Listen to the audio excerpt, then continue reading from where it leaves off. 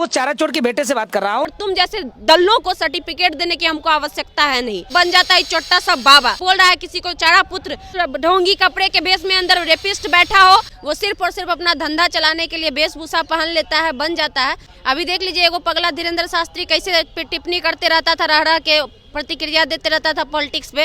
इस बात की क्या प्रमाण है कि वो बाबा है? पढ़े लिखे नहीं होंगे, घर में काम धंधा नहीं होगा, रोजी रोटी नहीं चल रहा होगा, तो पहुंच गए होंगे, एगो चुट्टा कमंडल ले लिए, भगवा धारण कर लिए, मंदिर पे पहुंच जाए, उसके नाम पे तो हम लूट ही सकते हैं लोगों को।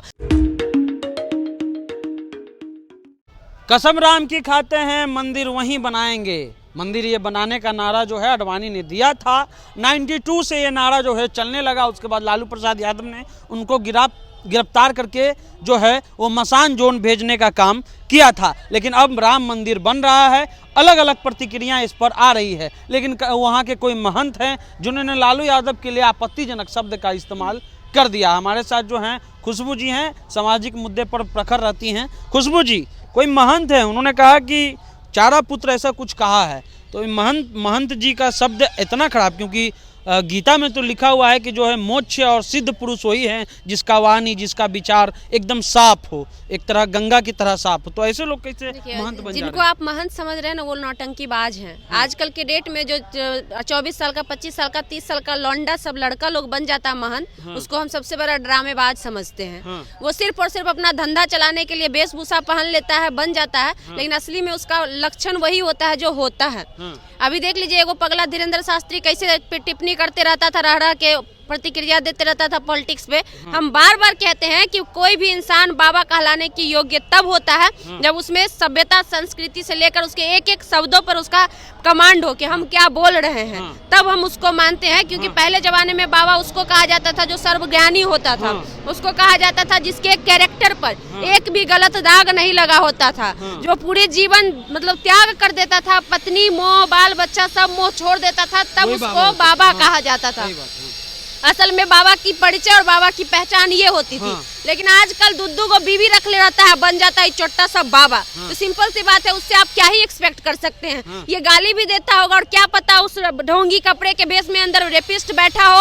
था ना इससे पहले 2 रेपिस्ट गए ना अंदर, आसाराम बापू था, राम रहीम था, ये सब क्या था? ढोंग का चोला पहने हुए था, लोगों को दिखा रहा था आई एम बाबा, लेकिन असली में वो क्या था? एक रेपिस्ट था। क्या पता उस चोले में पहनकर जो बोल रहा है किसी को चारा पुत्र, वो भी उसी में से एक हो। इस बात की क्या प्रमाण है कि वो बाबा है? आचार्य जो है, उपाधि जो है, वो सब्जी की तरह बट रहा है। अभी गुप्तेश्वर पांडे जो है अपने आप को आचार्य कह दिए हैं। ये आचार्य धीरेन्द्र शास्त्री, वो तन्नी को लड़का देखे वो भी आचार्य बना हुआ है, कुछ भी हो रहा है। असल में क्या है ना कि जितने भी भारत के लोग हैं, इस तरह के ठग लोग हैं, उनको पता है कि देखिए हर क्षेत्र में जीएसटी लग चुका है। चाहे वो शिक्षा हो, चाहे वो चिकित्सा हो, चाहे वो पेट हो, यानी कि भोजन हो, कोई ऐसा चीज नहीं है जिसपे जीएसटी जिसपे नहीं लगा है। लेकिन एक ही ऐसा फील्ड है जिसमें कोई जीएसटी नहीं है। पूछिए क्या? तो वो है आपका पूजा पाठ। अब बोलेंगे तो कुछ लोगों को मिर्ची लगेगा, बोलेगा तुम हिंदू नहीं हो। हमको पता है यही लोगों की प्रतिक्रिया होगी। तो भाई तुमको मानना है तो मानो, और नहीं मानना है तो भाड़ में जाओ। हम जानते हैं कि हम हिंदू हैं, और तुम जैसे दल्लों को सर्टिफिकेट देने की हमको आवश्यकता है नहीं। दूसरी बात, हर चीज पे जीएसटी है, लेकिन एक ही चीज है जिसपे जीएसटी नहीं है, वो है पूजा पाठ।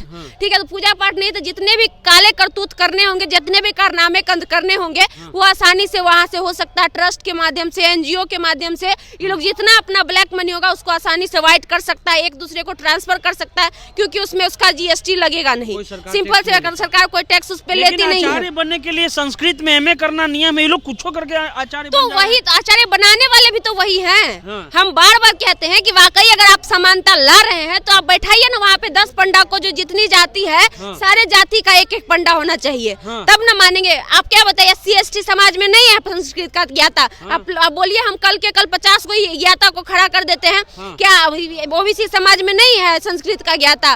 कौन ऐसा समाज है जिसमें संस्कृत का ज्ञाता नहीं है जी? हर समाज में है, लेकिन फिर भी वही क्यों कुंडली मार के बैठा हुआ है? क्योंकि वो चाहता ही नहीं है कि यहाँ पे दलित लोग, पिछड़े लोग आए कभी, क्योंकि वो शुरू से ही हथिया के रखा और आज भी वो हथियाने का प्रयास कर रहा है, तो कहां से आने देगा उन लोगों को? और ये लोग जो बोल रहे हैं ये कुंठित समाज के, क्या बोलते हैं उसको, महंत कैसे हो गए? इतना गंदा शब्द इस्तेमाल कर रहे महंत। इससे पहले भी तो बहुत सारे महंत थे जो गंदे वर्ड का इस्तेमाल किए। ये वैसे सोच के ही होते हैं। आजकल जिसको आप महंत देखने में जो लगते हैं ना, वो असल में महंत हो, इसकी कोई प्रमाण नहीं। ब्रह्मचारी है क्या? बिल्कुल है। बिल्कुल, और कोई ऑप्शन नहीं है, पढ़े लिखे नहीं होंगे, घर में काम धंधा नहीं होगा, रोजी रोटी नहीं चल रहा होगा, तो पहुंच गए होंगे, एगो चुट्टा कमंडल ले लिए, भगवा धारण कर लिए, मंदिर पे पहुंच जाए, उसके नाम पे तो हम लूट ही सकते हैं लोगों को, क्योंकि सब जानते हैं कि भारत और बिहार चाहे पूरे भारत में सभ्यता, संस्कृति और आस्था से लोगों का शुरू से जुड़ाव रहा है, और आस्था के नाम पे आप किसी को भी ठग सकते हैं। अभी भी देखिए ना, गाँव में हमारी माता और बहनें को जाके 5,000 रुपया ठग लेता है कि बेटा के नाम पे अंगूठी बना लीजिए, नहीं तो बेटा का नौकरी नहीं लगेगा, और माताएं बहनें क्या करती है, दे देती है। सबसे बड़ा जड़ है डर, पता है, ये लोग कुछ भी करता है।